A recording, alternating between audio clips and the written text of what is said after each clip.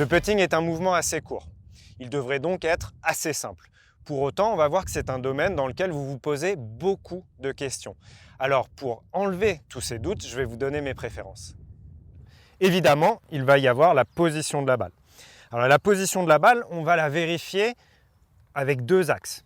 Premier axe, ça va être de profil. On va regarder que les yeux sont bien placés au-dessus de la balle. C'est très important parce que ça va conditionner votre alignement, mais également la pureté de votre geste. Donc pour vérifier, très simple, je me mets en position, vraiment comme je jouerais. Et ensuite, je mets une balle entre les deux yeux et je fais tomber cette balle. La balle, elle doit tomber entre la ligne de la balle qui est au sol et on va dire 5-10 cm à l'intérieur. Ça va être la bonne position. Ce que je veux surtout pas voir chez vous, c'est soit les yeux beaucoup trop en avant, soit beaucoup trop en arrière. Dans les deux cas, ça va jouer sur le mouvement et sur votre alignement. Ensuite, il y a un deuxième point qui m'intéresse pour la position de la balle, c'est d'un point de vue latéral. Pourquoi ? Parce qu'on veut prendre au putting la balle à plat ou légèrement en remontant. Donc on va la placer juste à gauche du sternum. Le deuxième grand point de vérification, ça va être l'inclinaison du shaft à l'adresse et également l'alignement des avant-bras. Alors pourquoi c'est important? Tout simplement parce que si j'ai un décalage, que je peux constater souvent chez les amateurs, de ce type, j'ai le shaft qui remonte, les avant-bras dans un autre sens, ou à l'inverse, le shaft trop bas, je vais avoir une influence sur le mouvement. Ce qu'on constate chez les grands putters, notamment Tiger Woods, ou dans un autre style, Bryson DeChambeau, c'est que le shaft est aligné avec les avant-bras, comme ceci. Là, j'ai bien le shaft qui est dans l'axe de mes avant-bras.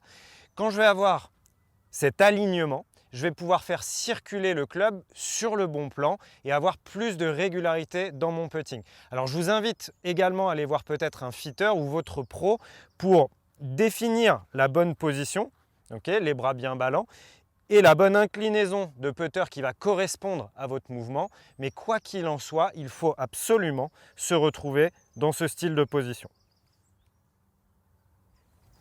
Troisième élément indispensable, c'est le plan dans lequel va voyager le putter. Le putting, comme le chipping, comme le swing, il y a un plan idéal. Le plan idéal, la version classique de sa définition, eh bien, il correspond à l'inclinaison du putter à l'adresse. Pour ça, pour le travailler, pour l'imaginer, le visualiser, vous prenez tout simplement, là j'ai pris une étagère, une planche de bois, une planche de plastique, ou alors vous allez acheter un outil pédagogique spécialisé, mais qui va vous donner cette inclinaison du plan. Et à partir du moment où vous avez installé le plan idéal, vous avez juste à faire voyager le putter sur ce plan.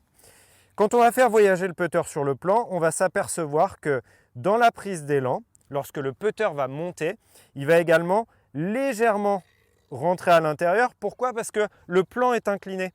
Si on voulait avoir un chemin droit comme un i, il faudrait que le plan de swing soit complètement vertical. Or, ce n'est pas le cas puisque vous voyez qu'il y a un angle entre votre putter et votre shaft.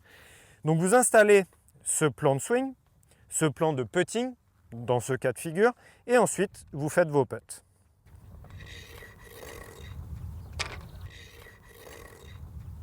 Vous avez donc tous les éléments pour avoir un putting solide dans sa grande définition. Maintenant, on reviendra effectivement sur des exercices plus en détail pour répondre à toutes vos demandes. À bientôt.